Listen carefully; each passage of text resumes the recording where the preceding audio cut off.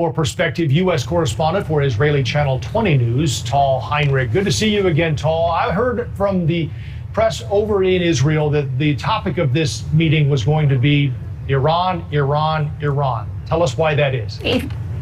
It was definitely the top issue on the agenda of the meeting between the two leaders. Prime Minister Bennett, he wanted to present President Biden a new strategic vision, a new plan of what Israel sees as the right way to approach Iran, diplomacy with Iran, and also what to do in case diplomacy fails. And you heard President Biden today in the shared press conference between the two that there are other options on the table in case diplomacy fails, and also that President Biden is very much committed that under his watch, Iran will not have nuclear weapons. So I think we can say, Joe, that Prime Minister Bennett's approach is not very much different than the one that we used to hear constantly throughout the years from Prime Minister Benjamin Netanyahu, that a 2015 nuclear deal is no longer relevant in 2021, that it does not address all of the concerns and all the threats that this country poses to the region. And I think what's more refreshing maybe that Bennett brought to D.C. today is an approach in which Israel wants to take an active role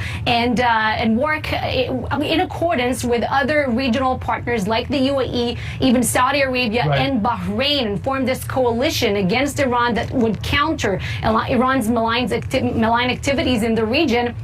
And put more pressure on it in this way. Sure. And not, if you remember, like back in 2015 and the negotiated that preceded the nuclear deal, that these countries, Middle Eastern countries, were basically very much outside observers, outside critics, but now they want to take an active role and make their voice heard. Right. And I think that in that sense also, you know, the idea is that if Iran fails to address their concerns, then there are military options on the table, right. but also ask you sanctions that are optional. Because it sounds to me like Israel has made it clear they're willing to take that military option on their own, even if the U.S. isn't involved.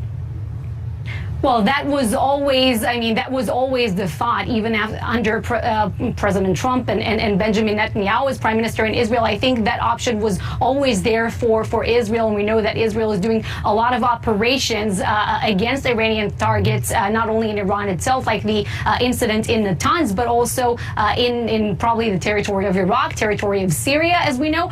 But not only military options, Joe, I think that sanctions, economic sanctions, are also a route that is there yet to test. But unlike the maximum pressure campaign of President Trump, which came as maximum pressure from the United States alone, if they form this regional coalition and work with other partners, then the sanctions will be more powerful if they come from a united front. Right. Hey, Tal, before you go, quickly, Israel was the beacon of success with COVID-19, and now the cases are surging. What's happening?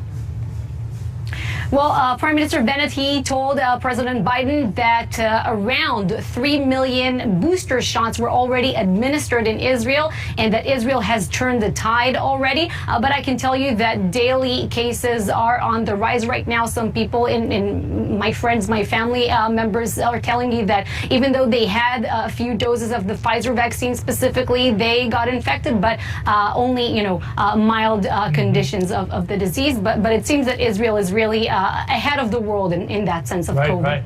Tal Heinrich, U.S. correspondent for Israeli News. It's good to see you again, Tal. Thank you. Good to see you. Thank you.